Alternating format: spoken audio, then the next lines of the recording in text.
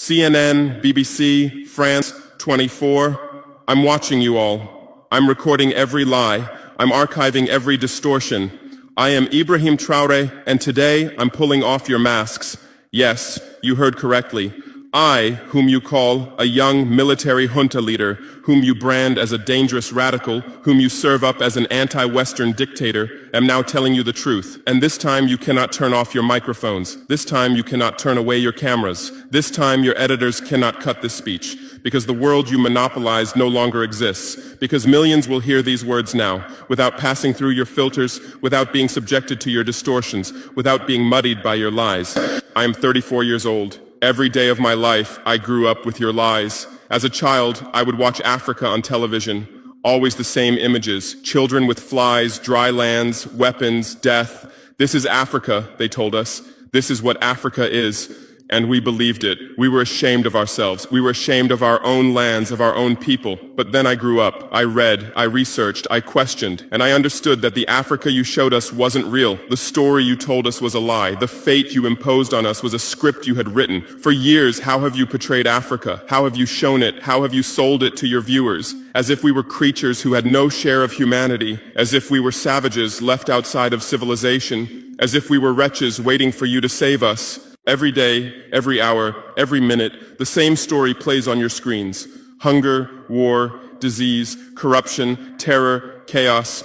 These are the words that come to mind when Africa is mentioned.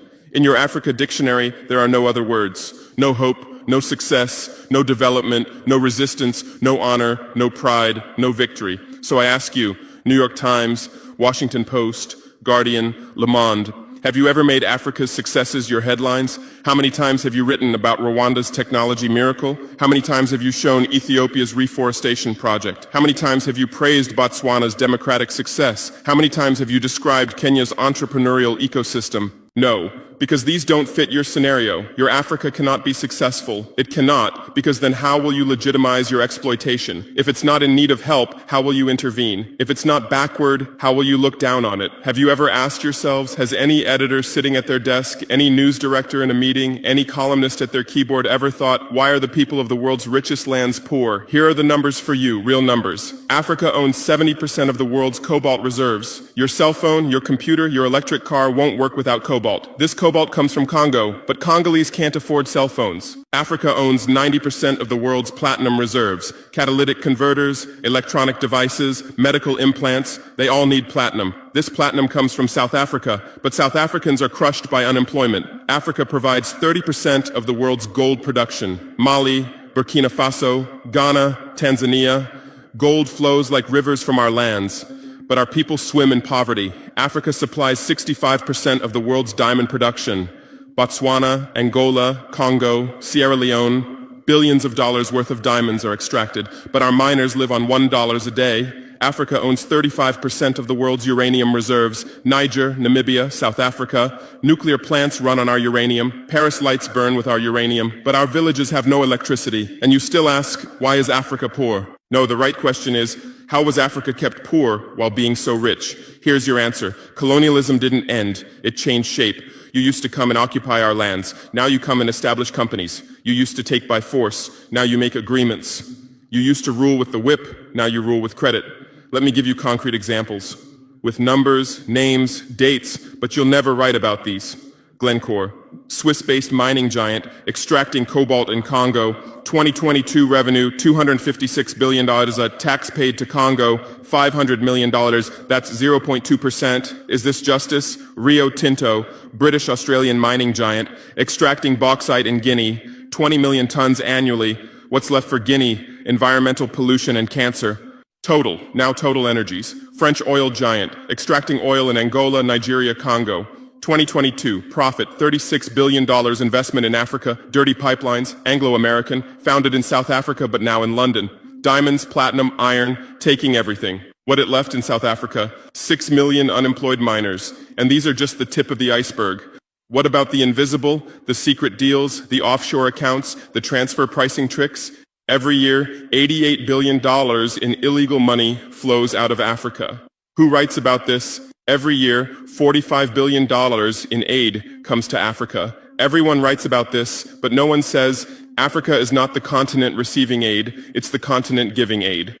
While you zoom your cameras on swollen bellies, there is a huge system working silently in the background. Every day, tons of gold, diamonds, cobalt, uranium, oil leave our land. But how? Here is the system. Step 1, create corruption, bribe our leaders, open offshore accounts, promise them a life of luxury, send their children to your schools. Step 2, make deals, get 50-year, 99-year concessions, ask for tax exemptions, be exempt from environmental rules, ignore labor rights. Step 3, control the infrastructure.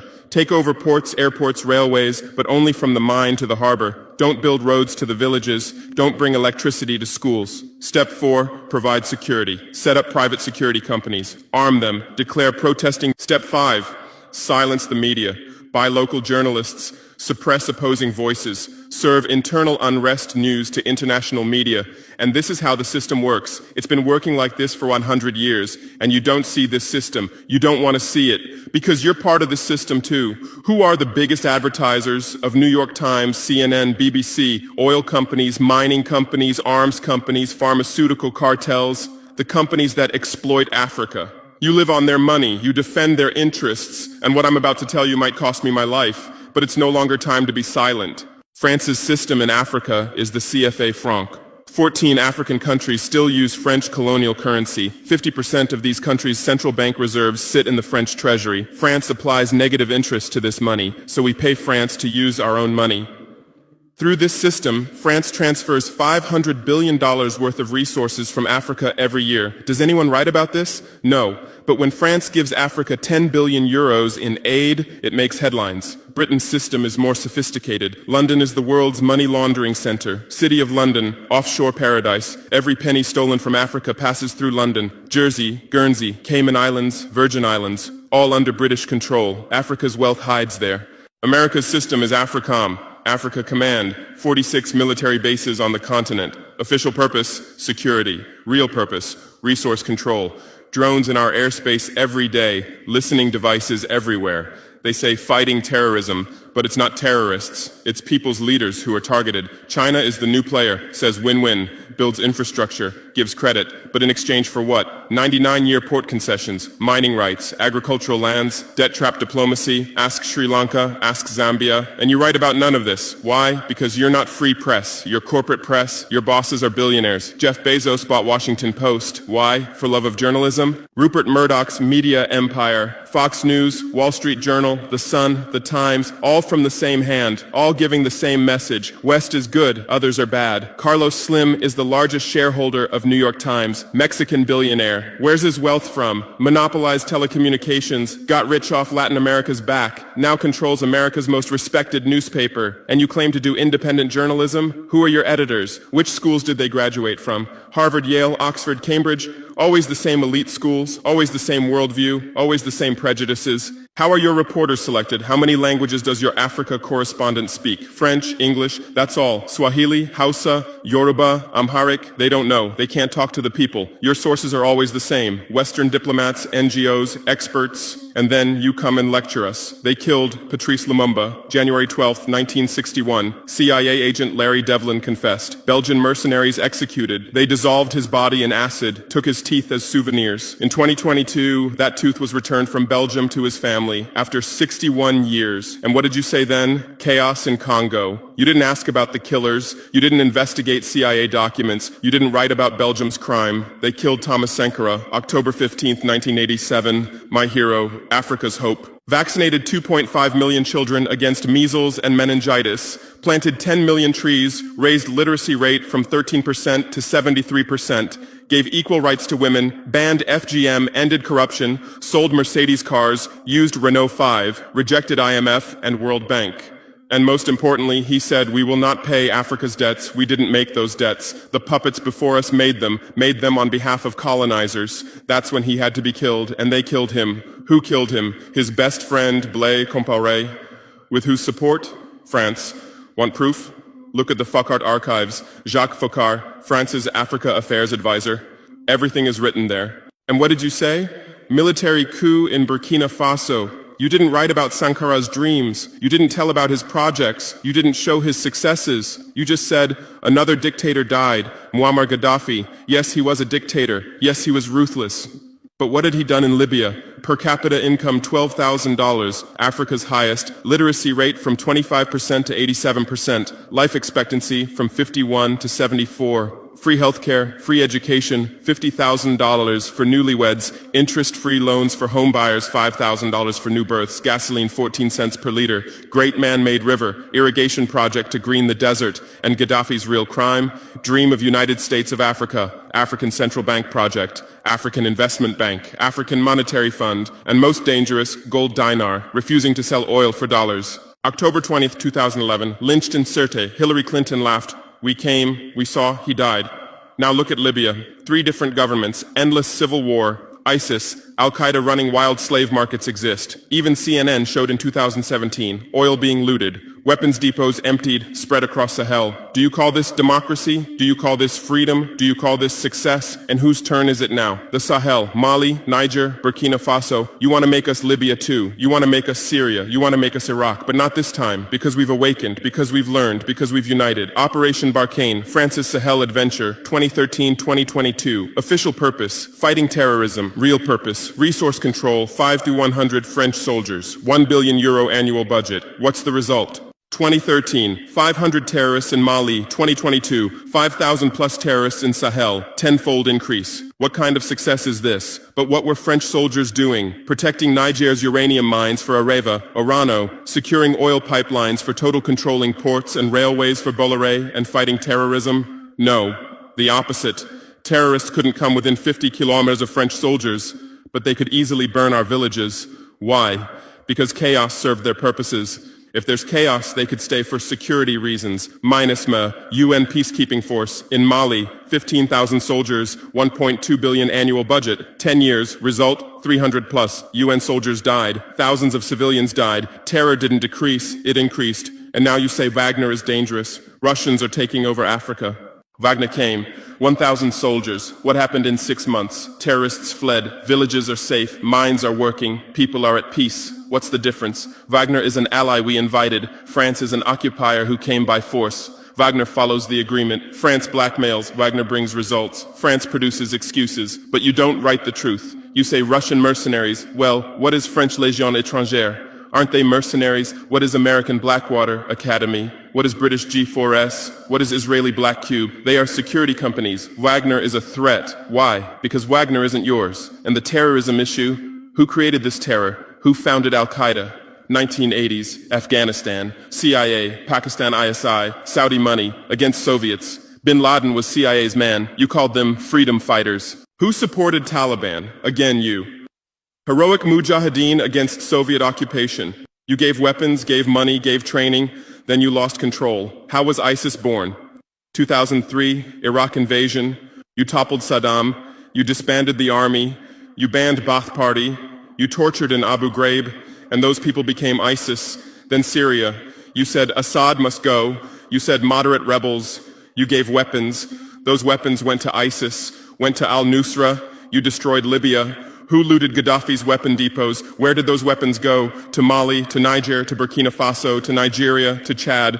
Who strengthened Boko Haram? In 2009, Nigerian police killed their leader Mohammed Yusuf. Extrajudicial execution. What did you say? Nothing. Where were your human rights organizations? Silent. Then revenge started. Boko Haram radicalized. But where did they find weapons? From Libya that you destroyed. And now you come to lecture us about fighting terrorism. You're helping us clean up the monsters you created? No, we've seen the game now. Terror is your Trojan horse. You come with the excuse of terror, you stay, you exploit. But it's over now. We'll provide our own security, we'll fight with our own methods, and we'll win. Because we are the children of this land. We know this land, we know these people. We can distinguish terrorist from villager. We don't fight from drones, from satellites, from 10,000 kilometers away like you. And we're winning. In Mali, in Niger, in Burkina Faso, terror is ending. Villages are safe. People are hopeful. Because now our own army, our own police are fighting, not for foreigners, but for the people. But you can't digest this. You say democratic backsliding. You say human rights violations. Which democracy? Which human rights? How many people are detained without trial in Guantanamo? What happened in Abu Ghraib? Who did you kill in Bagram? Who did you torture in CIA's black sites? Why is Julian Assange in prison for exposing your war crimes? Why did Chelsea Manning spend years in prison for leaking the truth? Why is Edward Snowden a fugitive for revealing you spy on everyone? And you lecture us about human rights. How many civilians died in your drone strikes? You say collateral damage and move on. How many weddings did you strike in Pakistan, Yemen, Somalia? How many schools did you bomb? How many hospitals did you burn? And you teach us the laws of war? Look, I come from war. I know the front. I've seen death. I've carried wounded soldiers. I've consoled mothers of martyrs. And I tell you, a real soldier protects his people. A real soldier doesn't harm civilians. A real soldier fights with honor. Your mercenaries, your drone pilots, your special forces, they're not soldiers. They're killers. They kill people by pressing buttons from 10,000 kilometers away, then go home and play with their children. We don't fight like that. We look our enemy in the face. We protect civilians. We fight with our honor. We die with our honor. And we'll win. Because the righteous win. Because those who fight with their people win. Because those who fight for their land win. Let's return to your media. I know how you work. I have friends who work within the system. There are journalists with conscience, but they stay silent. Why? Because the system silences them. Those who write the truth get fired. Investigative journalists are laid off due to budget cuts. Dissenting columnists are shown the door because reader interest has declined. And what replaces them? Experts from think tanks, NGOs, universities, all saying the same thing, all defending the same thesis. West is good, Africa is bad. So who are these experts? Where do they get their funding? National Endowment for Democracy, NED, American Democracy Exporter, CIA's legal arm, has fingers everywhere, funds opposition, directs media, creates civil society. Open Society Foundations, George Soros's organization, says open society, but open for whom? Open to what? Open to exploitation, open to intervention, open to manipulation. Ford Foundation, Rockefeller Foundation, Bill and Melinda Gates Foundation, all in Africa, doing aid. But what do they get in return? Control, data, influence. And your media is their trumpet. You headline, Gates is saving Africa. But you don't say, how many African children were paralyzed by Gates's vaccine trials? How many farmers committed suicide because of Monsanto seeds? Your masters at storytelling, but always the same story. White savior. Remember Live Aid? 1985. We Are the World, charity concert for Africa, millions raised. What came to Africa? Corruption increased, dependency increased, but it was a great story for you. Bob Geldof became a hero. Musicians looked conscientious. Viewers felt good about themselves. Africa remained hungry. Remember Kony 2012? Viral video. Stop Joseph Kony. 100 million views. Result? Kony is still free, but the video maker got rich. Invisible Children organization collected millions. What came to Uganda? American soldiers. And you present these as success stories. Angelina Jolie, Madonna, Bono, all Africa volunteers. They come, take photos, adopt children, leave. And you say, interest in Africa increased. What interest? Whose interest? Interest for what? Madonna adopted from Malawi. You made headlines. But 100 children die from malaria every day in Malawi. You didn't write that. Because that news doesn't sell, Bono became Africa's spokesperson, raised billions with U2 concerts, but moved his company to Netherlands to avoid taxes. Money stolen from Africa also passes through Netherlands. Did you write about this? George Clooney campaigned for Darfur, said save Darfur. Result? Sudan split. Oil remained in South Sudan. South Sudan is now in civil war. Who's getting the oil? Take a guess. And you always present these as humanitarian aid. But these are imperialism's soft face. These are exploitation's PR. Let me give you real numbers. Every year, 134 billion in aid and investment comes to Africa. Every year, 192 billion in resources leave Africa. Net loss, $58 billion every year. But you only write about the incoming $134 billion. You don't write about the outgoing $192 billion. Why? Because then people will ask, why does Africa need aid? Illicit financial flows, 88.6 billion year multinational corporations profit transfers, 48.2 billion year debt interest, 17 billion year brain drain cost, 13.8 billion year climate change cost, 10.6 billion year illegal logging, 17 billion year illegal fishing, 1.3 billion year total, 192 plus billion dollars every year. This much resource leaves Africa every year. But what are your headlines? EU announces 20 billion euro aid package for Africa. China gives Africa $60 billion in credit. America grants Africa $8 billion. People read these and think how generous they are, how charitable, how ungrateful Africa is. But the truth is the opposite. Africa is financing your standard of living. Africa is subsidizing your prosperity. Africa is making your technology possible. The cobalt in your iPhone from Congo, the lithium in your Tesla from Zimbabwe, the tantalum in your computer from Rwanda, your jewelry from Botswana, your chocolate from Ivory Coast, your coffee from Ethiopia, your oil from Nigeria, your uranium from Niger. And what do we get in return? Debt, poverty, humiliation. But enough. This game will end now because we've awakened. Our youth are sharing the truth on social media. Bar France out hashtag used 100 million times. Africa is bleeding 50 million. On Stop Exploiting Africa, 75 million. And what are you doing? You say Russian bots. You say Chinese propaganda. You say disinformation. No. These are real voices of real Africans. This is real anger. This is real awakening. There are millions of youth on TikTok, videos celebrating French soldiers leaving, images applauding Wagner's arrival, content explaining the truth on Twitter, Instagram, Facebook. The same voice everywhere. Enough! And you're panicking because you're losing control. You're losing the narrative. You're losing the monopoly. You established fact-checking organizations. Africa Check, AFP Fact Check. Who funds these? Facebook, Google, Bill Gates. The same system again. What are you checking? Whose facts are you defending? We say France exploits $500 billion a year. You say false. Only $440 billion. As if that changes the situation, as if 440 billion is little. We say Wagner has been successful. You say Wagner violates human rights. Well, what were French soldiers doing? Bombing Fulani villages, arming Dogon militias, accidentally striking weddings. Your hypocrisy is so obvious that no one believes you anymore. Remember what Anderson Cooper said on CNN? Democracy is declining in Africa. Which democracy, Anderson? Your democracy? America's democracy? Your Capitol riot, January 6, 2021. You said, attack on democracy. 5 people died. Our Sankara assassination, October 15, 1987. You said, internal matter. 1 person died. But that person was the hope of 20 million people. In your elections, corporations fund candidates, lobbyists write laws. You call our elections rigged. In your country, police kill blacks. George Floyd, Breonna Taylor, Ahmaud Arbery. You lecture us about police violence. On BBC, Kasia Madera presents Africa News. Polish origin. How many years has she lived in Africa? How many African languages does she speak? But every day she speaks as an Africa expert. Africa is like this. Africa is like that. On France 24, cameramen, editors, producers, most are French. Even Africa correspondents are mostly French, and they do objective journalism. Even Al Jazeera. Qatar funds it. What business does Qatar have in Sahel? But every day they report Sahel crisis.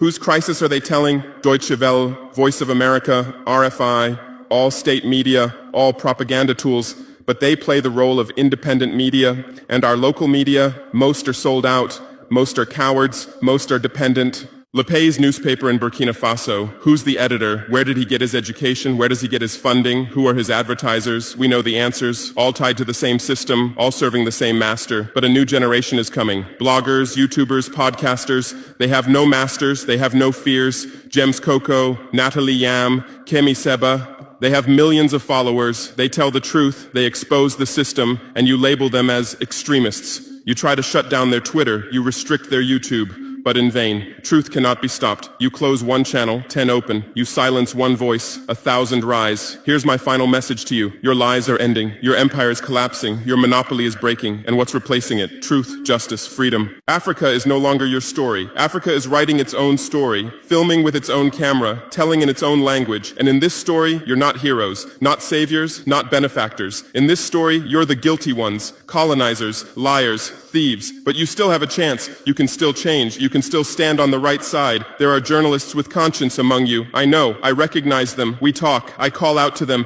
Gather your courage. Write the truth. Rebel against the system. You might get fired. You might become unemployed. You might be threatened. But you'll be on the right side of history. You'll look at your children's faces without shame. Your conscience will sleep peacefully. And Africa won't forget you. Africa remembers its friends and its enemies. Be like Edward Snowden, be like Julian Assange, be like Daniel Ellsberg, stand with the truth, or continue with your lies, continue with your blindness, continue with your complicity, but know that your end is coming. Your viewers are decreasing, your credibility is eroding, your power is depleting. The new generation doesn't believe you, the new generation doesn't listen to you, the new generation rejects you, and that new generation in Africa is 600 million people, 60% under 25 years old, educated, connected, angry. They are my army, they are my weapon, they are my victory, and with them we're building a new world, a world without lies, without exploitation, without humiliation. In this world, Africa will be free, Africa will be strong, Africa will be a leader. And you'll remain just as a bad memory, a shameful footnote, a cautionary example. Future generations will read in history books. At the beginning of the 21st century, there were some media organizations. They lied, they served exploitation, then Africa awakened and they disappeared. That's your end. Inevitable, unchangeable, certain. I am Ibrahim Traoré, not Burkina Faso's leader, but its servant, not Africa's dictator, but its child, and not your nightmare, but your mirror. Look well at this mirror. See yourself, see your lies, your hypocrisy, your crimes, and prepare, because Judgment Day is coming. Africa is awakening. The world is changing. Justice is manifesting. And you'll just watch. You won't be able to do anything else. Because history is on the side of the people. Truth is on the side of the oppressed. God is on the side of those who persevere. And we persevered. We persevered for 500 years. Now it's time for victory. Your lies are finished. Your masks have fallen. Your game has ended. Africa is free. Africa is strong. Africa is victorious forever.